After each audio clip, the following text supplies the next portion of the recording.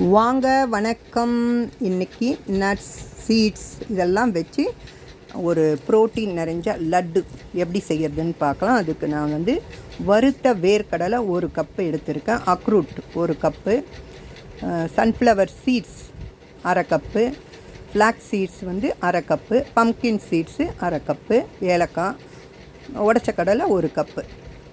இப்போ இதோடு இல்லாமல் 2 கப் அவல், சிவப்பு அவல், வெள்ளை அவல் எது வேணாலும் எடுத்துக்கோங்க. இது இல்லைன்னா நீங்கள் வெள்ளை அவல் 1 கப்பு, சிவப்பு அவல் 1 கப்பு கூட சேர்த்துக்கோங்க. 1/2 கப்பு முந்திரி, பாதாம் 1 கப்பு, பொடிச்ச வெல்லம் 2 கப்பு. இது எல்லாத்தையுமே எடுத்து வச்சுக்கோங்க. உங்களுக்கு ஏதாச்சும் உங்களுக்கு அதிகமாக வேணும்னா நீங்கள் அதுக்கேற்ற மாதிரி அக்ரூட்டு, வேர்க்கடலை, உடச்ச கடலை இதெல்லாமே நீங்கள் டபுள் பங்கு சேர்த்துக்கோங்க. அவளும் நீங்கள் சிகப்பு அவல், வெள்ளை அவல் ரெண்டுத்தையுமே இன்னும் அதிகமாக கூட சேர்த்துங்க. அதிகமாக வேணும்னா நீங்கள் இதெல்லாம் சேர்த்துக்கோங்க. இதை வெறும் வானலில், நெய்லாம் விட தேவையில்ல, வெறும் வானலில் வறுத்து எடுத்துக்கோங்க. இப்போ நான் அவலெல்லாம் ஏற்கனவே நல்லா பொரிய வறுத்துட்டேன். வேர்க்கடலையும் நல்லா வாசனை வர அளவுக்கு வறுத்துட்டேன். உடச்ச கடலை, இந்த பாதாம்லாம் நீங்கள் அந்த அளவுக்கு வறுக்கணுன்ற அவசியம் இல்லை. அதனால் நீங்கள் ஒரு கொஞ்சம் வாசனை வர அளவுக்கு வறுத்து எடுத்துக்கோங்க. நல்லா ஆற விட்டுட்டு ஒரு மிக்ஸி ஜாரில் சேர்த்துக்கோங்க. நல்லா நைஸாக பொடி பண்ணிவிடுங்க.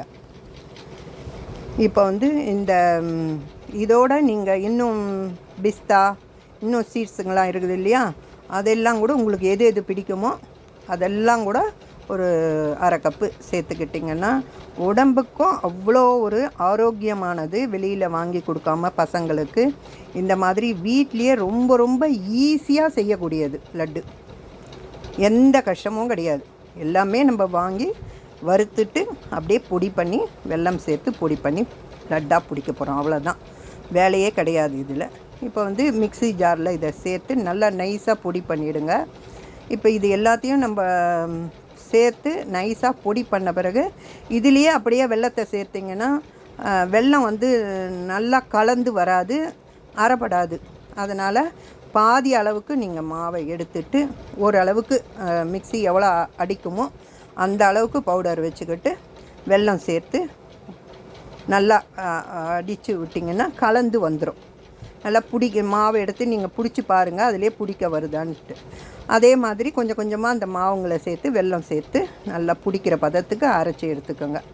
இப்போ நெய் பிடிக்குன்றவங்க நீங்கள் நெய்யை லேசாக சூடு பண்ணிவிட்டு இதில் சேர்த்து விட்டு அப்படியும் கலந்துக்கலாம். நெய் தேவைப்படாதுன்றவங்க இப்படி வெல்லம் சேர்த்து அப்படியே பிடிச்சாலே இந்த மாதிரி நீங்கள் வெல்லம் அடிச்சுட்டு நீங்கள் எடுத்து பிடிச்சி பாருங்கள், நல்லா டைட்டாக பிடிக்க வரும். நல்லா நைஸாகவும் அரைச்சிடணும். அப்போ தான் நல்லா ஈஸியாக உதிர்ந்து போகாமல் பிடிப்பட்டு வரும். இந்த மாதிரி பிடிச்சி வச்சுட்டு டெய்லி ஒரு லட்டு சாப்பிட்டிங்கன்னா இது ஈஸியாக செய்யக்கூடியது, உடம்புக்கும் ரொம்ப ஆரோக்கியமானது. இந்த மாதிரி நம்ம வீட்டில் செய்து சாப்பிட்டு ஆரோக்கியமாக இருக்கிறதுக்கு ரொம்ப ரொம்ப நல்லது இந்த லட்டு.